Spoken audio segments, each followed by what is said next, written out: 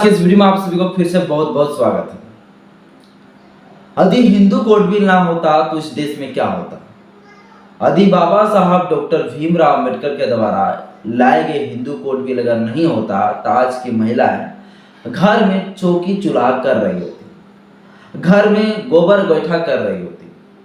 आज जो महिलाएं पायलट उड़ा रही है, IAS IPS जो बन रही, लाल बत्ती वाली जो गाड़ी में घूम रही है, एरोप्लेन में जो घूम रही है, आज हर सरकारी दफ्तर पे जाइए, हर दफ्तर में आपको लड़कियां मिल जाएगी। वो महिलाएं जो है आज जो घर में सिमट के रह जाती है और घर में जो सिर्फ चूल्हा चौकी तक ही रह जाता है, कोई पुरुषों से आंख दिखा के बात नहीं कर सकती, ना ही इस देश में महिलाएं जो कभी मंत्री बन पाती। तो इस देश में जो है महिलाओं के लिए क्या खत्म स्थिति होता वो आप लोग समझ गए होंगे यदि हिंदू कोड बिल ना होता तो, विशेषकर हिंदू महिलाओं को। इसीलिए मैं कहता हूँ कि इस देश की जो महिलाएं हिंदू महिलाएं वो सुबह सुबह उठ के जो है ना बाबा साहब अम्बेडकर का मूर्ति में जो है ना पुष्प चढ़ाया कीजिए, क्योंकि बाबा साहब अम्बेडकर ना होता, हिंदू कोड बिल ना लाता तो महिलाओं का खत्म स्थिति जो पहले थे, जिस समय महिलाओं को जो है स्तन के लिए टैक्स देना पड़ता था, मूलाकरण टैक्स। महिला के यदि पति मर जाते थे तो उस महिलाओं को जिंदा जला दिया जाता था। तो हिंदू कोड बिल आके बाबा साहब अम्बेडकर ने महिलाओं की पूरी तरह से किस्मत बदल दिया। इसलिए महिलाओं का किस्मत एक प्रकार का बोल सकते हैं कि हिंदू कोड बिल। यदि हिंदू कोड बिल नहीं होता तो फिर महिलाओं को इतना खत्म स्थिति होता। भारत देश में हिंदू कोड बिल की पूरा जो कहानी है उस कहानी को आज तक कोई यूट्यूब चैनल में उतनी बढ़िया ढंग से नहीं समझाया, और हिंदू कोड बिल की हिस्ट्री भी उतना कोई उल्लेख नहीं किया है, नहीं समझाने का प्रयास किया। मैं आज की इस वीडियो सेशन में आपको हिंदू कोड बिल को पूरा हिस्ट्री को आपको समझाने वाला हूँ। इसलिए वीडियो को शुरू से लेकर अंत तक जरूर देखिए। वीडियो अच्छा लगे तो लाइक करिएगा, चैनल को भी सब्सक्राइब करिएगा, दोस्तों पास में शेयर जरूर करिएगा। भारत देश आजाद हो गया 15 अगस्त 1947 को। भारत देश आजाद होने के बाद इस देश में जो सरकार थी वो कोई भी जो सरकार थी वो कोई जनता के द्वारा चुना गया नहीं था। पहले सबसे बड़ा अगर कोई पार्टी थी तो कांग्रेस पार्टी थी। तो कांग्रेस पार्टी का जो था मुखिया, वो मुखिया पंडित जवाहरलाल नेहरू थे। तब पंडित जवाहरलाल नेहरू क्या किए थे, गैर कांग्रेसी बाबा साहब डॉक्टर भीमराव अंबेडकर को, ताकि बाबा साहब अंबेडकर जो है दलितों की आवाज उठा सके, क्योंकि बाबा साहब अंबेडकर उस समय जो है शेड्यूल कास्ट फेडरेशन चलाता था, एक संगठन, जिस संगठन से क्या करते तो वो SC लोगों का जो है आवाज उठाते थे। तो इसीलिए SC के अधिकारों के लिए गैर जो कांग्रेसी बाबा साहब डॉक्टर भीमराव अंबेडकर थे उनको शामिल किया गया। इसके बाद हिंदू महासभा के जो थे स्वामी प्रसाद पटेल जो थे उनको शामिल किया गया, जो हिंदू महासभा, ताकि वो हिंदू का आवाज उठा सके। डॉक्टर बाबा साहब भीमराव अंबेडकर को शामिल किए गए, और इधर थे पंडित जवाहरलाल नेहरू। ये सभी लोग मिलकर इस देश का सरकार मतलब चला रहे थे, इस देश का पूरा शासन व्यवस्था चला रहे थे। ये 1947 से 1900 जब तक संविधान लागू ना हो गया तब तक कोई जनता के द्वारा उस समय सरकार चुना गया नहीं था। उस समय जो है 1947 में लॉ मिनिस्टर बनाया गया डॉक्टर बाबा साहब भीमराव अंबेडकर। अब बाबा साहब अंबेडकर जो है लॉ मिनिस्टर बन गए, कानून मंत्री बन गए। उस समय संविधान सभा की बात तो चल ही रहा था, संविधान सभा में जो है संविधान तो लिखा आ रहा था, लेकिन उसी समय जो है बाबा साहब अंबेडकर को जो है लॉ मिनिस्टर भी बना दिया गया, कानून मंत्री भी बन गए। कानून मंत्री जब बन गए तो बाबा साहब डॉक्टर भीमराव अंबेडकर ने जो है उन्हें सोचा कि इस देश में महिलाएं की जो परिस्थिति है वो बहुत ही खत्म स्थिति है, इस महिलाओं के प्रोटेक्शन के लिए कुछ नियम और कानून को बनाना चाहिए। तो नियम कानून को बनाने के लिए डॉक्टर बाबा साहब भीमराव अंबेडकर ने हिंदू कोड बिल लाने का प्रयास किया, क्योंकि वो जो थे बाबा साहब अंबेडकर लॉ मिनिस्टर थे, कानून मंत्री थे, वो हिंदू कोड बिल लिखे। और उस हिंदू कोड बिल में जो है कुल 8 प्रकार के कानून थे। उसमें 8 अधिकार ऐसे थे जो महिलाओं को देना चाहते थे। और जब उस हिंदू कोड बिल में ये 8 अधिकार देना चाहते थे तो रूढ़िवादी परंपराओं को मानने वाले लोग उसका विरोध किए। बाबा साहब अम्बेडकर हिंदू कोड बिल के माध्यम से इस देश में महिलाओं को जो है स्थिति अच्छा करने वाले थे, जिसमें हिंदू कोड बिल में हिंदू मैरिज एक्ट एक कानून था, हिंदू सक्सेशन एक्ट था, हिंदू जो है माइनॉरिटी एक्ट था, हिंदू गार्जियनशिप एक्ट था, हिंदू एडॉप्शन एक्ट था, हिंदू, इस तरह से पूरा टोटल कानून को लिखना अधिकार महिलाओं को देना चाहते थे। ये पूरा जो कानून है, इस कानून के बारे में हम अभी चर्चा करेंगे। ये पूरा कानून लाते हैं बाबा साहब अम्बेडकर, तो क्या सुधार होता इस देश में? महिलाओं के ये सुधार होता कि जो महिलाओं की जो पहले हिंदू जो परंपराएं थे, जो उसका वैदिक परंपराएं थे हिंदू धर्म का, बहु विवाह चलता था कि हिंदू धर्म में जो पंडित पुरोहित जो लोग थे उसकी परंपराएं थे, हिंदू धर्म में ये परंपराएं था कि ये पुरुष जो है 2-3 विवाह कर लेते थे, शादी कर लेते थे, और उस समय जो विवाह चलते थे वो बाल विवाह चलते थे। 12-13 साल में लड़की शादी कर लेते थे, चाहे लड़का कितनों उम्र का हो वो शादी कर लेते थे। इसलिए बाबा साहब अम्बेडकर मानते थे कि यदि हम इस हिंदू कानून को, हिंदू कोड बिल अगर लेके आते हैं तो इससे क्या हो जाएगा कि महिलाओं का सुधार हो जाएगा। महिलाओं का ये सुधार हो जाएगा, जो महिलाएं को शादी 12 साल में हो जाती है और पुरुष 35 साल के रहती है, अगर वो पति मर जाते थे अगर जल्दी, क्योंकि लड़की तो जिस समय जवान होती थी उस समय बुढ़ा मर जाते थे वो पति उसका, तो वैसे में उसको परेशानी होता था। और उसकी परंपराएं, रूढ़िवादी परंपराएं ऐसी थी कि एक बार अगर महिला का शादी हो गया तो दोबारा शादी कर भी नहीं सकता है। इसी सुधार के लिए डॉक्टर बाबा साहब भीमराव अम्बेडकर ने हिंदू कोड बिल लाना चाहते थे। इसके साथ अगर माता पिता की संपत्ति, अगर माता पिता गुजर जाते थे तो जो बेटी होते थे उनको प्रॉपर्टी में अधिकार नहीं मिलते थे। इसके लिए बाबा साहब अम्बेडकर ने कहा कि नहीं बेटा नहीं बेटी, यानी कि लड़का लड़की में लिंग भेदभाव ना हो, इसलिए लिंग को डिस्क्रिमिनेशन को हटाने के लिए, सेक्स डिस्क्रिमिनेशन को हटाने के लिए बाबा साहब अम्बेडकर ने बोला कि हम जो है इसमें महिलाओं को जो है उत्तराधिकार अधिनियम देंगे, प्रॉपर्टी का अधिकार देंगे, जिसमें लड़का लड़की दोनों को बराबर होगा। ये बाबा साहब अम्बेडकर चाहते थे। इसके बाद बाबा साहब अम्बेडकर ये चाहते थे कि इस देश में जो महिलाएं हैं उस महिलाओं की जो रूढ़िवादी तरीके, मेंटेनेंस जो होता है, जिस हिंदू मैरिज एक्ट के तहत ये प्रावधान किया गया है कि यदि शादी हो गया और शादी होने के बाद यदि कोई पुरुष अपना पत्नी को छोड़ देता है, फिर दूसरे गैर लड़की के साथ अगर शादी कर लेते हैं और वैसे कंडीशन में अगर तलाक दे देते हैं, चाहे तलाक देने दिया हो या ना दिया, अगर छोड़ देते हैं तो वैसे में मेंटेनेंस की व्यवस्था कराया, गुजारा भत्ता की व्यवस्था कराया। अगर वो पति छोड़ भी देता है तो वैसे कंडीशन में उस पत्नी का जो है गुजारा भत्ता देना होगा। तो इस तरह से व्यवस्था जो है बाबा साहब डॉक्टर भीमराव अम्बेडकर लाए। कहीं भी शिक्षा की अधिकार नहीं था, महिलाएं जो है शिक्षा ग्रहण नहीं कर सकते थे।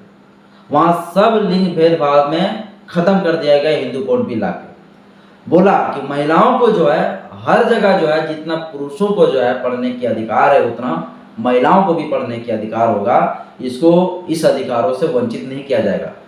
और राज्य सरकार जो है केंद्र सरकार प्रयास करेगा महिलाओं के लिए जो है प्रोटेक्शन करने की काम करे। इस हिंदू कोड बिल में जो है पूरी तरह से महिलाओं की किस्मत की बात कहे गए थे, बाबा साहब अम्बेडकर लिखे थे। लेकिन इस हिंदू कोड बिल को जैसे ही बाबा साहब अम्बेडकर जो है उस संविधान सभा में बात को रखे, पहले आपको पता होगा कि संविधान सभा और संसद दोनों अलग नहीं था, संविधान सभा ही पहले संसद था। उस संसद भवन में या तो संविधान सभा बोलिए, वहां पे इस बात को जैसे ही रखा, क्योंकि कोई भी कानून तब बनता है जब उस बिल के रूप में पहले आता है, यदि वहां सभी लोग यदि पास करते हैं तब जाकर कानून बनता है। बाबा साहब अम्बेडकर जो है उस समय इस कानून को लाया, संविधान सभा में बात को रखा, लेकिन घोर रूढ़िवादी मानसिकता के मानने वाले डॉक्टर राजेंद्र प्रसाद इसका खुल के विरोध किया। स्वामी प्रसाद पटेल जो हिंदू महासभा का था वो भी इसका खुल के विरोध किए, और डॉक्टर राजेंद्र प्रसाद जो है ये बात बोले कि आखिर हिंदू का फैसला करने वाला डॉक्टर बाबा साहब अम्बेडकर कौन होता है, भीमराव अम्बेडकर कौन होता है। हिंदू धर्म के बारे में हिंदू लोगों का जो है व्यवस्था हो या ना हो, उसका विचार विमर्श करने वाला डॉक्टर अम्बेडकर कौन होता है। यानी कि विरोध नहीं बल्कि घोर विरोध करने वाले डॉक्टर राजेंद्र प्रसाद थे। और जितना हिंदू के लोग थे, रूढ़िवादी मानसिकता मानने वाले लोग थे, जो ये लोगों को जो है अच्छा नहीं लगा।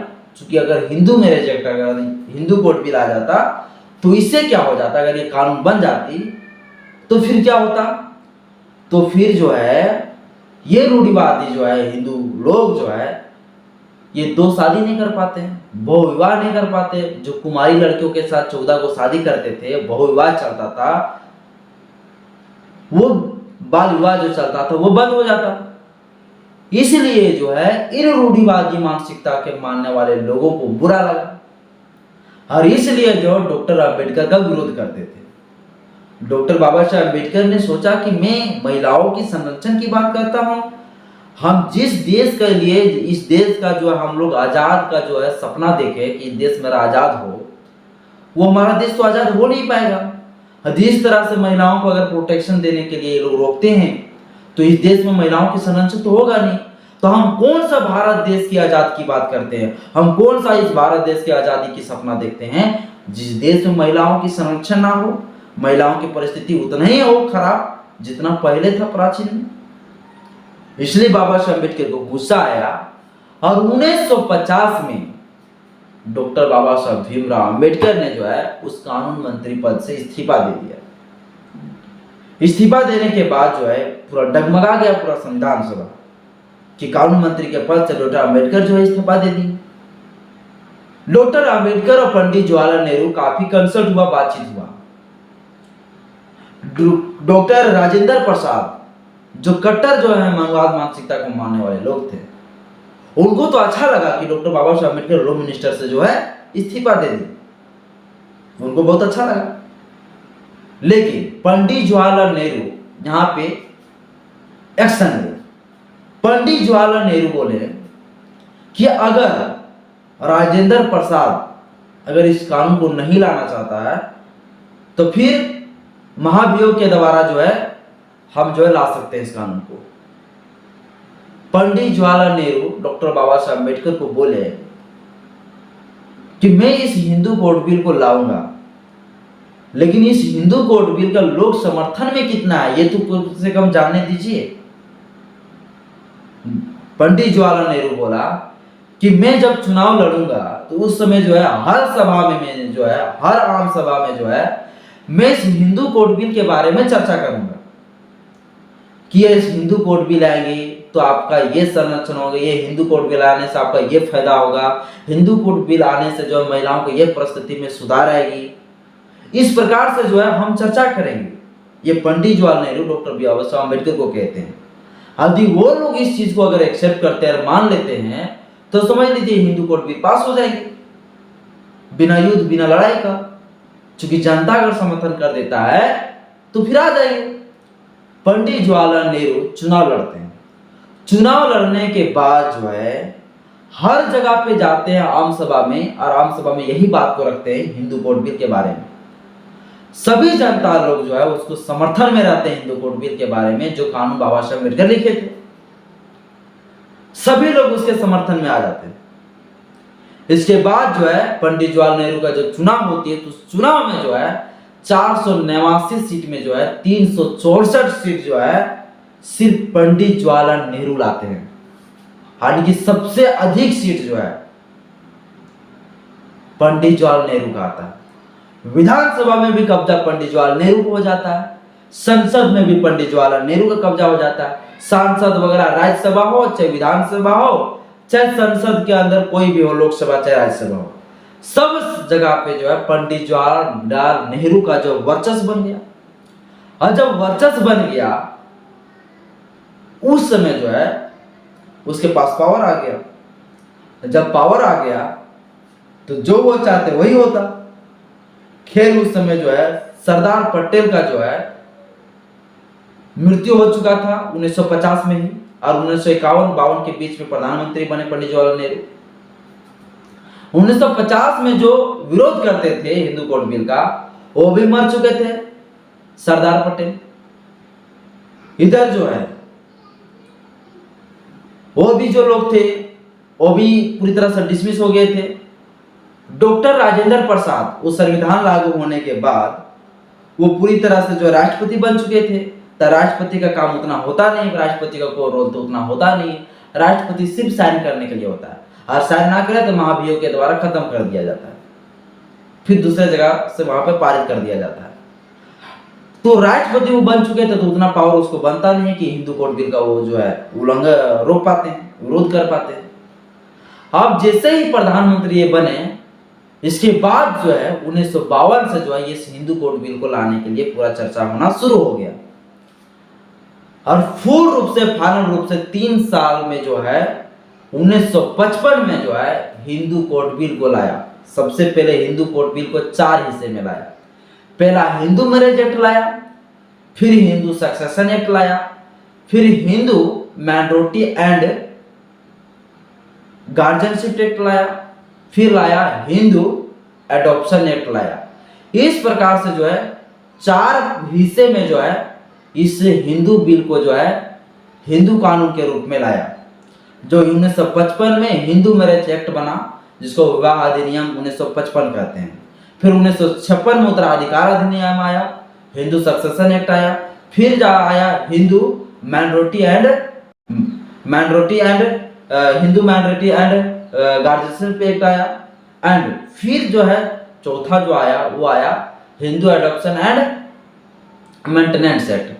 ये 4 बार में ये कानून पूरी तरह से ये यानी कि 1956 में 3 कानून आया, 1955 में एक कानून आया हिंदू मैरिज एक्ट। इस हिंदू मैरिज एक्ट से जो है हिंदू महिलाओं की सुधार काफी हुई।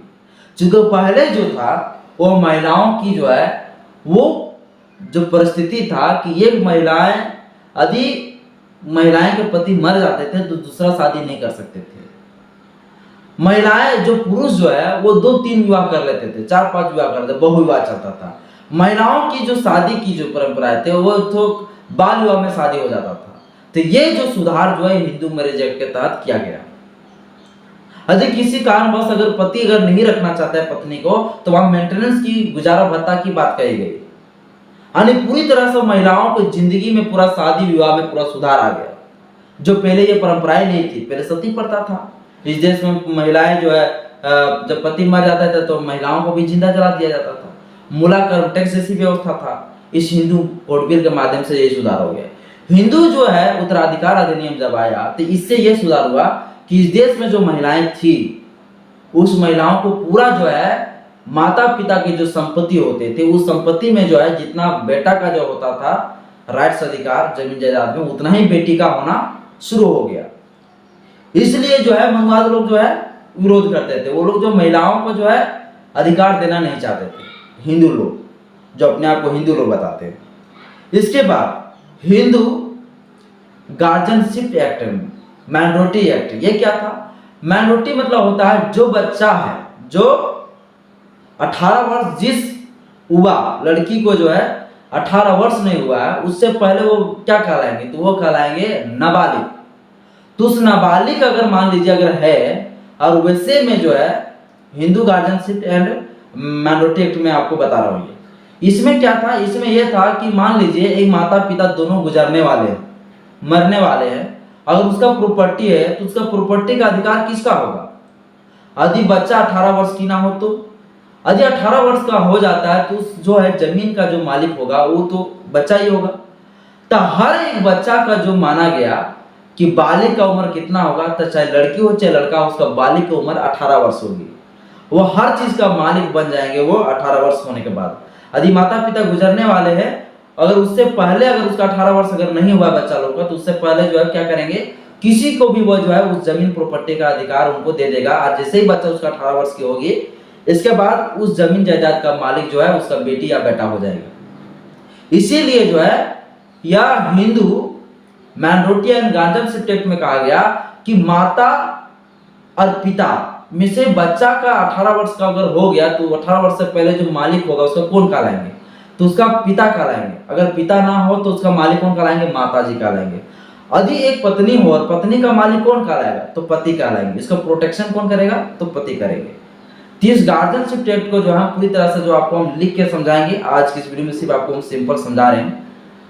इग्नोर हिंदू कोड बिल के बारे में हम चर्चा करेंगे, उसमें हम पूरा डिस्कस कर देंगे आपको। ये हो गया, ये हिंदू गार्जियनशिप है। फिर आया हिंदू एडॉप्शन एंड यहाँ पे फिर मेंटेनेंस एक्ट आ गया। मेंटेनेंस मतलब हिंदू, एडॉप्शन मतलब गोद लेने का जो अधिकार अधिनियम था, उसमें आ गया क्या कि जो जिसका बाल बच्चा नहीं हो रहा है उस बाल बच्चा को गोद लेने का अधिकार मिल गया कि वो गोद ले सकते हैं। लेकिन गोद लेने के लिए प्रक्रिया रखा गया कि जो गोद लेंगे उससे कम 21 वर्ष है बच्चा छोटी होनी चाहिए। मान लीजिए अगर 25 वर्ष का हो तो मेरे से 21 वर्ष छोटा होना चाहिए। मतलब 21 वर्ष आने की 24 साल आने की कितना साल का होना चाहिए? कि 3 साल का होना चाहिए। यदि मैं 25 साल का हूं तो 21 वर्ष नीचे आने की 3 साल की होनी चाहिए। यदि उतना साल के यदि बच्चे हैं तो फिर समझ लिया हम उनको रख सकते हैं। यानी से अपने से 21 साल के छोटी बच्चे को हम गोद ले सकते हैं। ऐसा नहीं कि हम जो है खुद है 25 साल का तो हम 24 साल को लड़की को गोद ले ले, तो आप गोद नहीं ले सकते। तो इसमें गोद लेने की जो प्रक्रिया है उसमें भी जो है कानून बनाया गया। ये सभी कानून ला के जो है इस देश के महिलाओं के लिए एक ऐसी जो है कानून बन गया जो कानून के माध्यम से इस देश में जो आज महिलाओं को सुधार होगी। और ये हिंदू कोड बिल लाने के लिए बाबा साहब अम्बेडकर को इतना समस्या के सामना करना पड़ा, जिससे जो है महिलाओं के सुधार होने की जो बात चल रहे थे। तो आप समझ सकते हैं कि इस देश में महिलाओं की जो संरक्षण की जो है बात जब कर रहे थे तो ये मनवाद मानसिकता को मानने वाले लोग कौन थे? तो हिंदू लोग थे, जो आज हिंदू हिंदू करके चिल्लाते हैं। और आज राखी बांध देने से अगर बोलिएगा कि महिलाओं को जब सुरक्षा हो जाएगी, तो सुरक्षा नहीं उनसे होगा है भारत के संविधान का हिंदू कोड बिल के माध्यम से महिलाओं का सुरक्षा होगा, जिसके माध्यम से आज महिलाएं जो है जगह पे पहुंची है। आज की इस वीडियो सेशन में इतने साथी। वीडियो अगर अच्छा लगा तो लाइक करिएगा, चैनल को सब्सक्राइब करिएगा, दोस्तों के साथ शेयर जरूर करिएगा। जय भीम, जय भारत, जय संविधान, जय विज्ञान। फिर आपको बता देना चाहता हूँ हिंदू कोड बिल के बारे में फिर से एक बार चर्चा करूंगा और लिख के मैं आपको समझाऊंगा। थोड़ा सा कुछ प्रॉब्लम हो गया है, इसके वजह से हम जो है अभी लिख के हम नहीं समझा पा रहे हैं। जय भीम, जय भारत, जय संविधान।